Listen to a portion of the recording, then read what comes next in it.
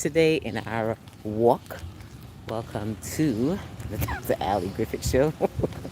Mindset, meditation, and motivation. That used to be the name of my podcast, y'all. I haven't pod in over a year or change over there, but you're going to see a little bit of my background today, walking around the park as usual, getting my fresh air and tapping into some of you guys. And I strolled back to see what are some of the things that you want to learn from me and what I can share with you that I can speak about in my sleep, that you can help, it can help you, and not only in your everyday life, but also how you show up. And a lot of it has to do with confidence. People ask me, how do I get confident with going live and speaking on stages, speaking in front of cameras, podcast speaking, keynote speaking, TEDx speaking, whatever the gist is. I've been prepped for it as a speech language pathologist. That was the beginning.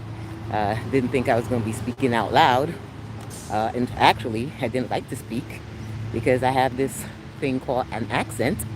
Look, I got coffee. I drank coffee, and my coffee ended up on my shirt. And now I wasn't even going to go live because I was like, oh my gosh, this coffee stain is driving me crazy. But I'm going to be show up courageous and confident still, even with the coffee stain. We're going to have this conversation and talk about how you still show up in spite of. Now, as usual, like I say, I'm taking my walk, so I'm in Brooklyn, New York. You're going to have different moments where there's going to be quiet. And then, of course, I'm a New Yorker, so they're going to have moments when it gets a little noisy. When I go back and edit this, I'll try and reduce some of the background sounds. But for those who catch it live, let me know you're coming through and say hi. Your hi always matters. And let me know what part of the world you are coming from. Now, are you someone who have had moments where you refrained from speaking when you know you needed to say something? I'm going to say that again. You refrained from opening up your mouth and speaking because A, you wasn't sure if it was going to come out right. B, you weren't too confident in how it was going to come out, so you just kept your mouth shut. Or C, you just are nervous about speaking in front of people. And I wanted to speak to you a little bit today about how do you become more comfortable speaking in front of people and how to become more comfortable speaking when you're nervous of how others are going to respond to how you speak. So, of course, as we pop in today, I wanted to remind you that your thoughts and your words matter, right? Your thoughts and your words matter. It may not matter to everyone else, but it matters to you. And it should matter to you first. Out of anyone else, you got to embrace the things that you're thinking of, the things that you feel that you were given, why you felt you were given. And guys, make sure you subscribe as we give out more tools and strategies. And how can you get these thoughts together to get them out more confidently and with more boldness? So a lot of what I tell my clients are, get your thoughts together in your head before opening up your mouth. Like, align it, organize it, try and get it out. So write it down in terms of, if I was to bullet point what I need to say, or my key points of what I want to say, I want to prepare myself before I go live. I want to prepare myself before I step in front of people. I want to prepare myself before I say it out loud. So just a little bit of preparation can make you feel a little bit more confident and more courageous. So preparing yourselves with bullet points. What are my top 2 or 3 things that I got to get out, that I want to walk out of this conversation knowing that I've expressed, right? So sit down and literally just create bullet points. Don't got to be an essay. Don't have to be drawn out. Hey, Kitty, how are you? Let me know where you guys are coming from. I'm coming from Brooklyn. Take a look at what I'm looking at right now. I always like to show you guys a little bit. Taking a walk around the park. All of our dandelions are gone now. We had the dandelions the last time. Hey, Yasminda, for those who are coming back, let me know you're coming back. If this is your first timer, drop first timer in the chat. And definitely subscribe if you need some more bold, courageous, confident conversations to help you to navigate through different challenges as we all have to do at certain times. Who am I? So you guys know the street cred. I am a speech language pathologist. I'm an audiologist by trade. I am Dr. Ali. Been in this field for over darn near over 30 something years now. Is it 30 years? Right? Over 30 years. Thank you. I try to do that, pop in and show you guys some love, give you guys something to help you to get better in, and make sure that if you're going to spend your time with me, which I try not to make be over 10-15 minutes, that it's something that you can use after you walk away with. And the first thing that I love to tell people, for those who are always nervous, they're like, I don't understand, how do you jump on and go live just like that? And I'm like, wait a minute, before I go live, there's some preparation. There's a little bit of preparation before I press that live button, and I try to get my thoughts together, like, okay, what is it that I really want to convey to them today?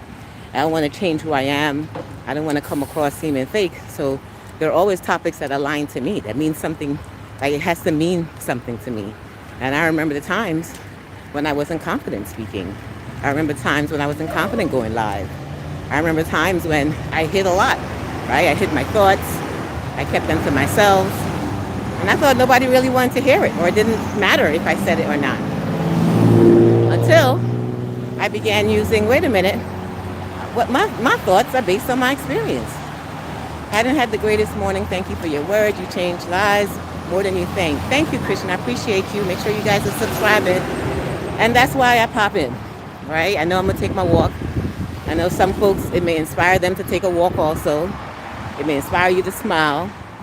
And then for some of you, it may inspire you to just press live and go live and share whatever thoughts or experiences or gifts and talents that you need to share. Okay, great. Awesome. I'm glad you're hearing it. I've also been told that I have a very unique voice. The funniest part about that is when I was younger, I didn't like my voice because it's a little raspy at times. And I always thought, well, females have these high-pitched voices. I'm a female, but my voice isn't so high-pitched. But after a while, I'm like, okay, this is me. This is who I am.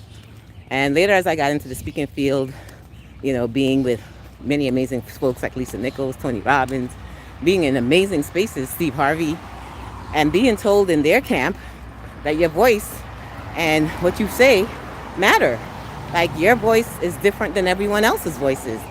So I said, oh, okay, this thing I don't like about myself is actually something that I should love about myself. So just sharing some of these things may help you to realize that how many of you may speak and don't like to hear yourselves speak, right? So you may go back and you will listen to it again. I used to hate, after I made a speech and they recorded it, I hate going back and listening to it because, of course, I'm looking for all the errors. I'm looking for all the things. I'm like, oh my gosh, that word should have been plural there. That sound came off a little crazy over there. Or I might go, oh, there goes my accent. I wonder if they understand me. So I would be my biggest critic when it came to speaking on stages or speaking in front of people. Until now, that I realized that showing up imperfectly is kind of what people embrace about you, right? Showing up as yourself is what people will love about you.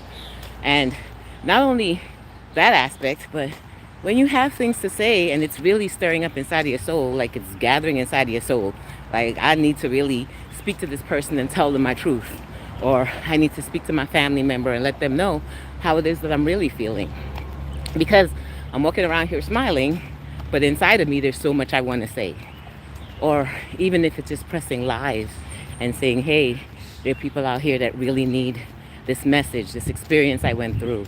As an autism mom, now preparing my son Zachary, who's graduating from his senior year in high school, I'm preparing him to really tap into his voice, because now he's going to be going out there into the world as an adult, and he's going to think that his voice doesn't matter because he's on the spectrum and he may observe, think differently, operate differently, whatever it is.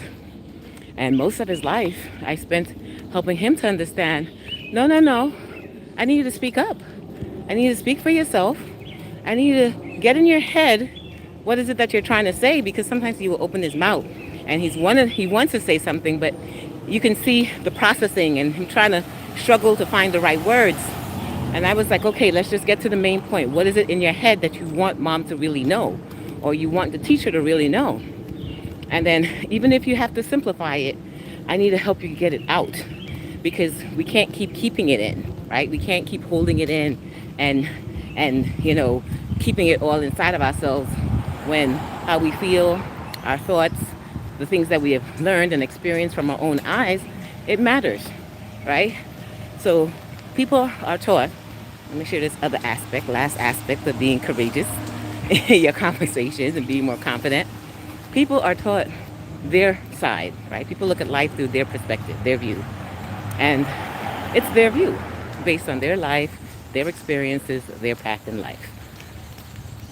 One thing that I believe that people are in need of, is another person's perspective, another view, especially if it's someone who they trust, right? I would see things from one view. I have friends that I'm like, hey, I listen to them and they'll tell me their view. This is what's happening in my life. And then I would be devil's advocate, or I'll be their support, but I'll help them say, hey, here's another perspective that you need to see. Now, if I wasn't confident and courageous in sharing them the other aspect, they will walk around thinking that the way they think is the only way that it is, and that's it, right? So I'm like, oh, this is how I think and this is how everyone should feel. No, there's so many different perspectives to the same idea. There's so many viewpoints. There's so many bird's eye view based on what they see on the same concept. And sometimes it's not right or wrong. It's just being open to differences. So as I've shared with Zachary, to share his differences, I'm coming up here to remind you, you got to show up and you got to share your differences too. Sometimes it's best to keep your mouth closed and just let it ride, right? Not everything you got to speak up for, not everything you want to advocate and say something out loud. But then there's some things when you can just feel it growing inside of you. You can feel it simmering. You can feel the message that's inside of you. You can just feel like, oh man, I have something I need to say. I'm not sure how I need to say this, but I need to say something. But then you're like, well, wait a minute. I'm not going to say anything. You start questioning yourself. The self-doubt comes in. And then you walk away with all your thoughts, all your ideas, all your concepts, all the things that you were meant to say still inside of you. No bueno. That's not helpful to you. That's not helpful to the other person. So if you walk away, as you walk away from this, I pray, I hope, I implore you to truly step into the fact that how you feel matters. Your thoughts matters. Getting it out matters. Keeping it inside matters. And allow yourself to start organizing your thoughts if you need to. It'll make you feel a little bit more bolder and confident when you do open up. And be okay that not everyone is going to think the same way you are, but be okay that your perspective does matter, especially if it's conveyed in a respectful way. All right. Hope you got that message today.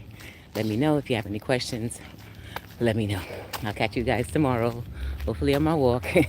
And make sure you subscribe and receive a notification so when I do go live. Still under 15 minutes. I did it.